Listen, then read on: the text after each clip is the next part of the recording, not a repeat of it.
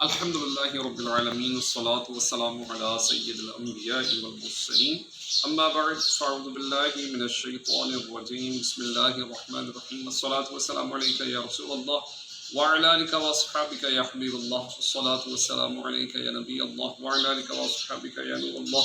فرمانے آخر نبی صلی اللہ تعالیٰ علیہ وآلہ وسلم جو مجھ پر 10 مرتبہ صبح اور 10 مرتبہ شام درود پاک پڑھے اسے قیامت کے دن میری شفاعت ملے گی۔ صلو علی الحبیب صلی اللہ تعالی علی محمد صلی اللہ علیہ وآلہ وسلم۔ 9واں سپارہ سورہ انفال، اس کی آیت نمبر 35 ہے۔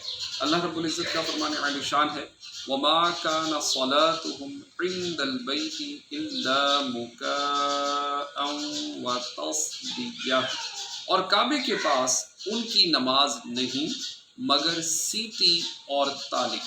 فذوقوا العذاب بما كنتم تکفرون، تو اب عذاب چکھو بدلہ اپنے کفر کا۔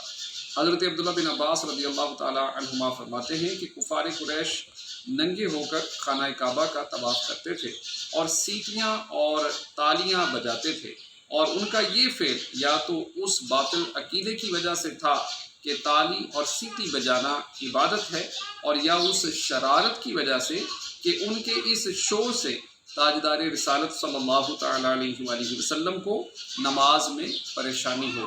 پیارے اسلامی بھائیوں، اسی طرح ہمیں بھی چاہیے کہ نمازوں کے اوقات میں مساجد میں ہو تو اس وقت بالکل شور شرابہ نہیں ہونا چاہیے۔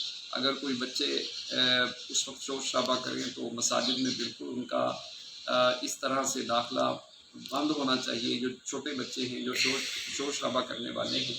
اور اسی طرح دیگر مقامات پر بھی اگر کوئی نماز پڑھتا ہے تو اس وقت ایسا شور شرابہ نہ ہو کہ جس سے جو ہے وہ نمازی کی نماز میں خلل ہو۔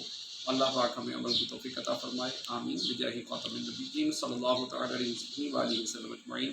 صلو علی الحبیب صلی اللہ تعالی علی محمد۔